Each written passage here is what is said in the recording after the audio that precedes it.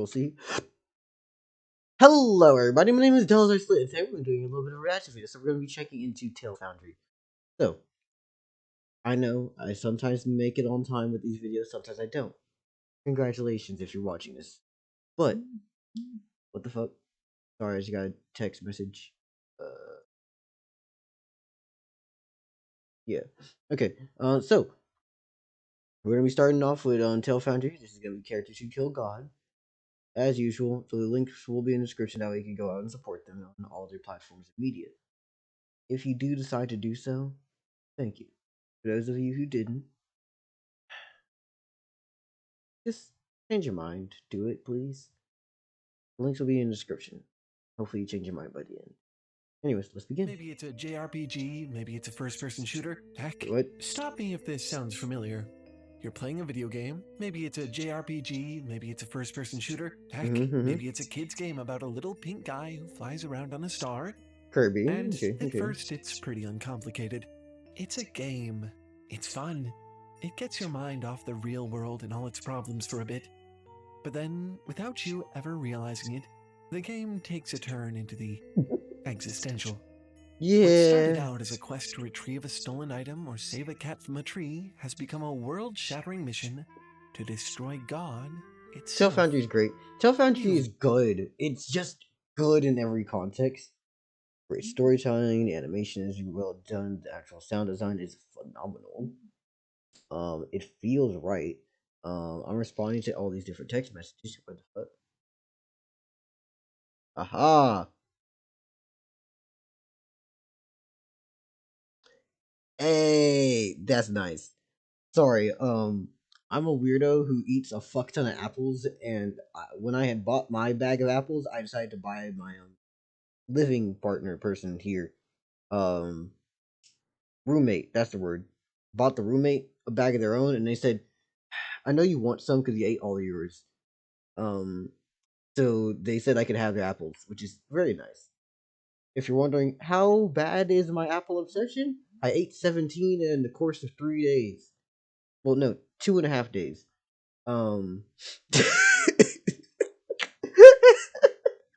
Been there, right? Escalation after escalation, eventually you reach the pinnacle of all challenges in the game. Some kind of divine overbeing, more powerful than anything else the game world has to offer. It's easy to dismiss this as the natural progression, top of the difficulty curve. Yeah. But it's kind of a weird role to just thrust someone into, right? What do you We've do? touched on the Kills concept God. of killing gods before in our How to Kill a God video. But since then, I've been thinking, what does it really mean to take on that kind of burden? What kind of person must you become? Who is this person that would defy their place in the cosmos and go toe-to-toe with the deity? Who has the audacity? By the way, Haven, do you have any guesses on who's gonna be on this list? Because I'm assuming Kratos has to be mentioned. There's no one else that you can list off with just God killing. And just media, unless you want to list off Kratos at least one time. He's in the fucking thumbnail of this, by the way. Like, the thumbnail is obviously a Kratos reference. The But I courage, don't the know what else you wherewithal. can do. Who Or anyone else in is chat if you decide to the speak God up. Slayer?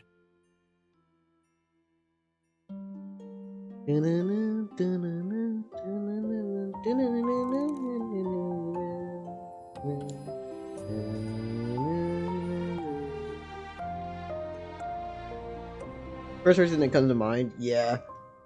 Having trouble writing? Well, there's a 14-part video series you can watch for free that I think will really help. It certainly helped me. The Creative Writing Bootcamp, taught by best-selling author Mila Goldberg. Check the description to see how you can get access to it and change how you think about writing forever without spending a dime. A big thanks to Skillshare for sponsoring this video and giving us the opportunity to tell you about it. This class has been a special one for me, and I feel really lucky to get to share it with you this way. Ooh. When you think God Slayer, you probably think of a powerful, pissed-off warrior type, clawing their way through 7 layers of hell. I mean, obviously that type of character could believe. Oh yeah, Doom Guy's a good one. God, right? Yeah. They certainly seem like they would have the tenacity for it, at least. But I think in the spray of gibs and bullets, it can be easy to lose track of motivation. After Who the all, fuck is this even the other dude most here? Like, Doom Guy's obvious. Kratos is obvious. Who the fuck is this? Somebody in the comment section or anyone in chat. Who is this? rage-blind berserker probably has some reason for taking on this, the task of all tasks, right? I guess it could just be for the fun of it, but usually there's some sort of powerful driving force. Something to make volunteering themselves for what is surely a doomed mission worth all the trouble. What would push someone that far? For a lot of them, the answer is quite simple. Passion. The Doom franchise may strike you as one more associated with explosions of demon guts and epic metal soundtracks than anything even remotely introspective, but there's more to the main character, the Doomslayer, than you might expect. His origin story shows him being dishonorably discharged from the US Marines for refusing to fire on a crowd of unarmed civilians. At one point, he had a loving family, including, adorably, a pet rabbit named Daisy, who are eventually all killed by demons, which in turn prompts him to kill literally every single demon ever, including a few gods.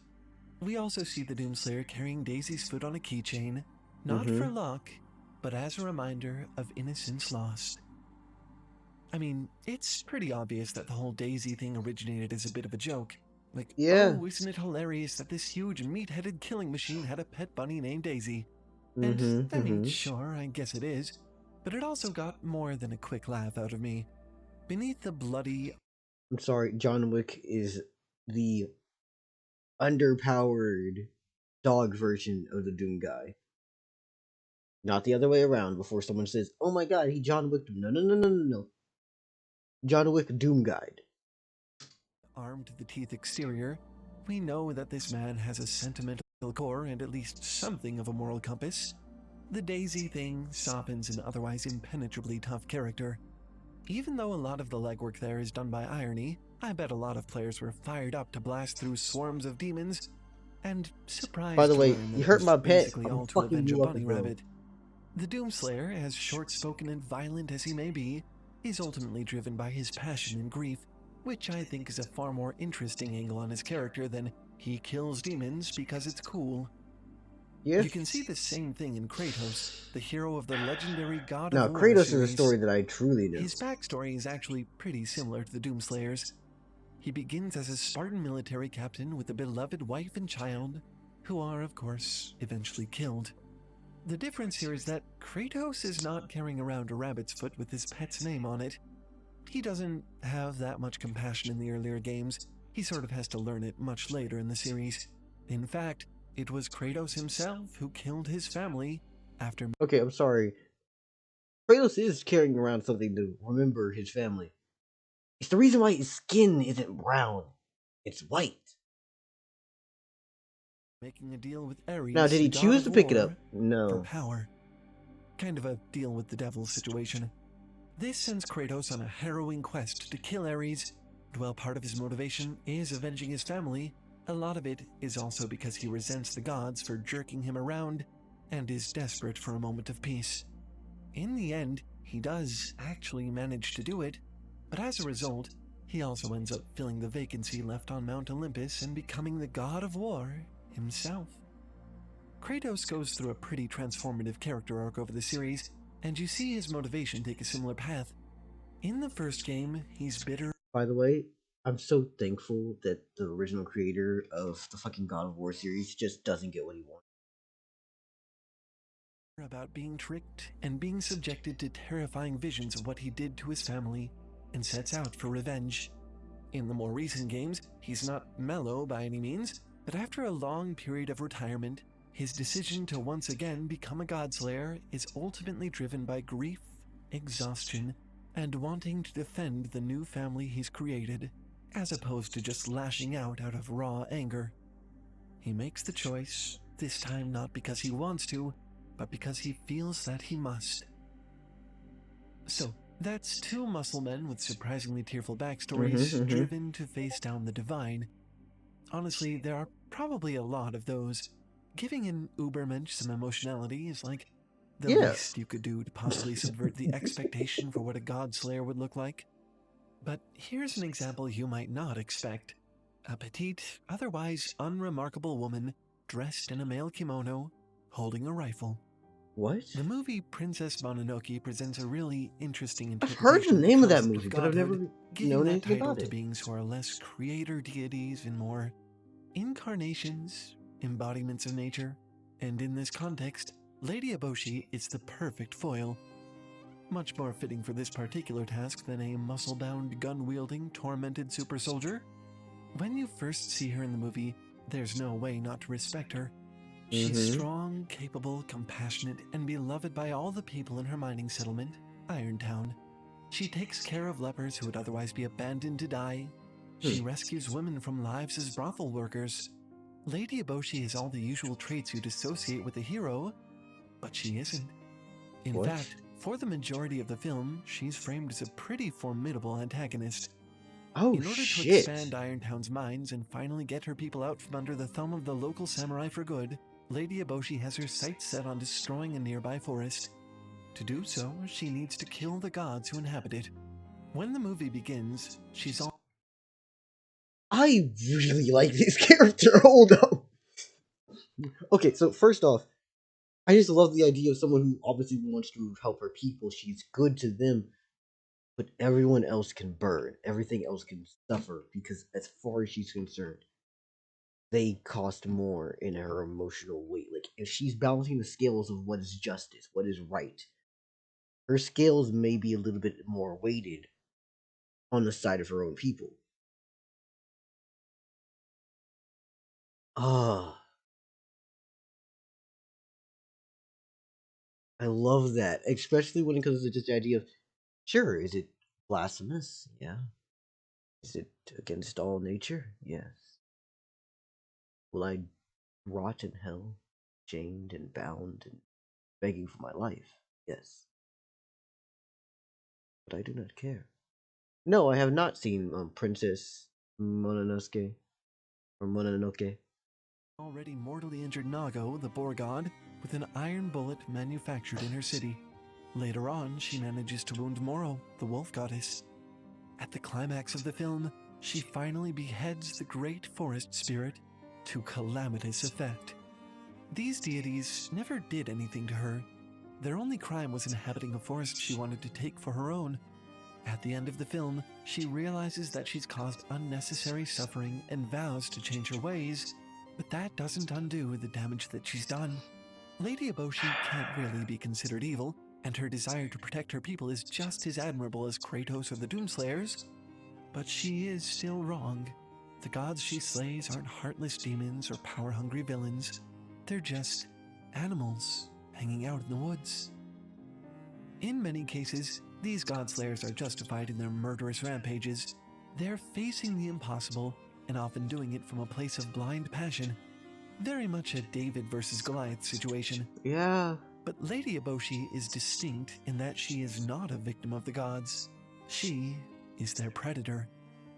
Although she is doing it from a place of passion, trying to protect the well-being of her people, she is still the aggressor in this story, which is kind of an interesting, unique position.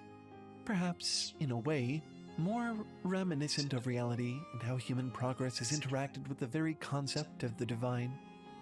Whatever their qualities may be, tormented muscleman, reformed berserker, Okay. progressive iconoclast, one thing Mm-hmm. all of these characters have in common is the agency to choose this path.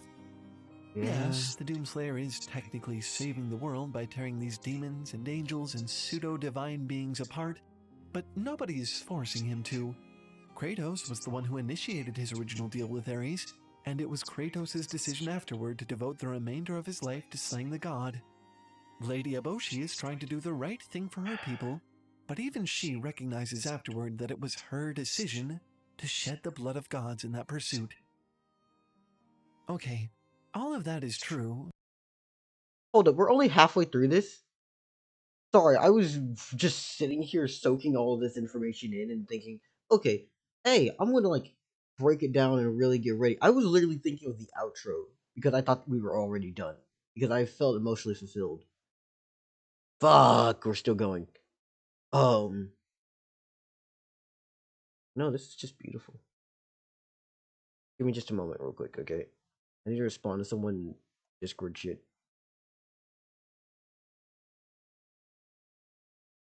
Okay, I cannot respond to that while live. Hold up. I don't think I should. Yeah, no, I probably should respond to that while live. That's. Mm-mm. I'll respond to These that god after this slayers video. made this choice, but what happens when it's not a choice? What about all the god slayers who are forced into their role? What about when it's not a matter of personal values or desires, but a simple matter of fate? What? This, in my opinion, is where these characters start to get really interesting. Ooh. Knowing that you are destined to do something so incredibly daunting, whether you want to or not, is bound to change how you interact with it. We made a video about the Chosen One archetype a while back, and in it we Mm-hmm. talk about the unfairness of fate and the bitterness one might feel at predestination. This is no different. It just guarantees very high stakes. In the show Buffy the Vampire Slayer, Buffy Summers is a high schooler who is also the one person in her generation tasked with monster hunting. At first, One it's person? not exactly the ideal situation for her. Having to juggle final exams with vampire slaying reasonably makes her a little resentful. Often, she wishes she were just some normal kid without this burden thrust upon her. But over the course of the And show, no, I've as never she seen becomes more Buffy. confident in her own abilities and cognizant of the threat she's meant Only thing I know about Buffy is about that one episode about the lady who dies and the amount of grief and suffering that she went through because I watched the video analysis. to face, although it's still a burden on her, she begins to lean more into her role. By season 5, she's become the girl she needs to be to take on Glory, the goddess of hell who drains people of their sanity. It hits especially hard because, as the characters deal with the neurological fallout of Glory's brain sucking, Buffy is also dealing with the death of her own mother due to a tragic brain aneurysm. It's not hard to see how this whole thing would feel especially personal for her. This is also why I think Glory is one of the series' best villains. By the time Buffy is prepared to face her, we can tell this isn't just a goofy Monster of the Week show anymore. Buffy is shaken Mm-hmm. out of her role as a reluctant hero, and now her fate is aligned with what she personally wants. It's a great demonstration of what it can take for someone to bridge the gap from indifference to having the same kind of passion we saw in those other Godslayers, enough to bring down a literal goddess. Okay, I love that arc, Mm-hmm. but I Mm-hmm. think my favorite example of this trope is also weirdly less triumphant. It's another What is character it? driven to this almost insurmountable challenge by fate, but unlike Buffy and the rest, they never quite turn into an impassioned, god-slaying super soldier. Not really. The Chosen Undead from the first Dark Souls game is unique in that Ah. it's the Chosen One, but also not. Throughout the game, you're told that you're either fated to save the world from an impending age of darkness, or become the lord of that darkness and usher it in. In either case, to do so you will have to defeat not one, but a variety of godlike beings. And, prophecy notwithstanding, as the chosen undead, failure is a distinct possibility for you. Mm-hmm. In fact, you could almost say it's the expectation. See, you are not the only chosen undead. Cursed to return to life until all their humanity is used up, bearers of the dark sign like you turn out to be a somewhat reliable way to ensure this prophecy is fulfilled. With nigh infinite attempts, one of you is bound to be the destined Godslayer. Unlike Buffy or Kratos or the Doomslayer, you're nobody special in Dark Souls. You're just a fragile little undead who has to earn your way to victory. Technically, you could give up. Goodness knows how many others did before you. But then, what's the alternative? Wither away in the dark with all the other undead who are too cowardly to try until you, too, become a mindless husk? If your only two options are to suffer for eternity or to square off with literal gods in an attempt to avoid that fate, there's really no reason not to choose the latter, is there? As I said, That's. a far less triumphal arc than I really forget how fucked the system of Dark Souls is because I never played it, right? I just love looking at Dark Souls lore because I like listening and reading lore, right? But Jesus, the actual scary part of it is just going, I'm going to keep dying over and over. Eh. Passed with insurmountable odds, with well, with an infinitely heavy boulder rolling down the hill and an impenetrable wall behind you. What do? You should jump as far as you can and keep hitting yourself into that rock that's coming at you. Eventually, hopefully, it rolls over you, although it may crush you 1,000 times before. Than all the ones who are really passionate about their path, yes? But there really is something incredible about the idea of a hero so small, so fallible, so unlikely, surmounting this, the greatest challenge of all, isn't there? So, who is the Godslayer? The defining quality shared by every version of this trope, regardless of their motivations or background, is that they are so much smaller, so much weaker, and so much less in control of their reality than the forces they're arrayed against. And, nevertheless, whether by the somewhat ironic power of divine intervention, technology, or just dogged determination, these characters rise to the challenge. It's fantastic to watch, but here's the catch. In the process of becoming the Godslayer, they also accumulate so much power that they themselves become something akin to a deity. This, I think, is my favorite thing about this archetype. It comes with a built-in, pre-packaged, almost unavoidable conflict. It's incredible to... This now makes me think of writing a story where you kill a god, and then every day you see someone else. Like, after you kill a god, you take over his throne, sit upon his throne, you claim everything that is his. You realize you have now taken his place, and every day, as you cannot leave the throne room yourself, only leaving with avatars and vessels that allow you to see the outside world. But every day somebody tries to come in and kill you. Now you have taken the place that they did. Actually, I just realized that that's just fucking Afro Samurai in a sense. That infinite curse and loop of going, someone will always try to kill you when you have killed yourself. Well, not that you have killed yourself, but that you yourself have killed. Ugh, tongue twisters. Let's continue. Watch a mortal reach such heights and achieve such things. On the other hand, it also looks like a departure from mortality, doesn't it? We shared a quote from Friedrich Nietzsche in our How to Kill a God video, but I think it bears repeating here. When contemplating the idea of killing God, even in a metaphorical sense, he asks the question, is not the greatness of this deed too great for us? Must we ourselves not become gods simply to appear worthy of it? It's the nuclear weapon developed to deter other nuclear weapons, the gun on your belt meant to protect you from other guns, the thorny exterior meant to shield you from the cruelty of others. To defeat the all-powerful being, you must take that power for yourself.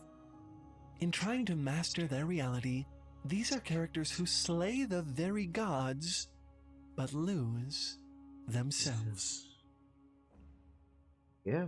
Now, of course, the best way to experiment with this would be to try writing a little bit of it yourself. My greatest hope is that at the end of these videos, you come away feeling that spark, the desire to make something up.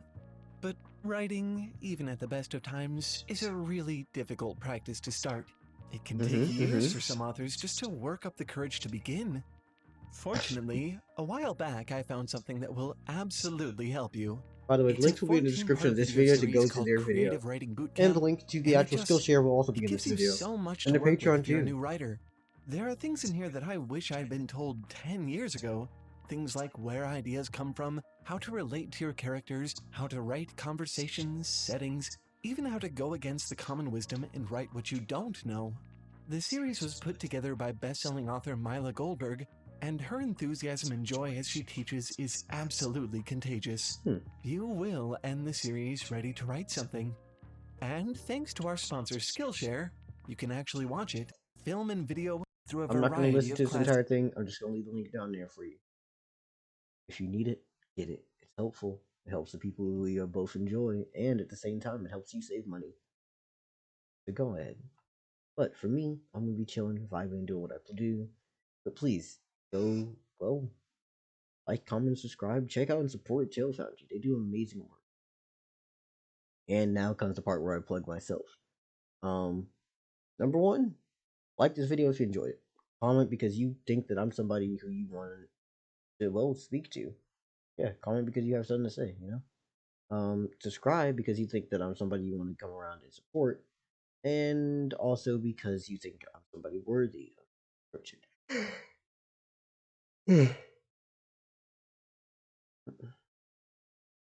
Sorry, I'm a little bit tired. I stayed up last night. What else is there? Oh yeah, I have a topic for today. Well, a topic for this entire streaming session, which you may or may not be seeing across different videos if you watch certain ones in order. But what is? When did you decide you wanted more, and what? AKA, I'm asking, when did you decide you wanted more of something? Did you want more peace, or rest, or silence, or happiness, more joy? And if so, what did you choose to have more of? Anyways, that's all I'm going to leave you with today. Oh, yeah, the link at the very bottom of the description is mine if you want to check me out on other social. It's a link tree, pretty simple to understand. But please have a lovely day, and goodbye.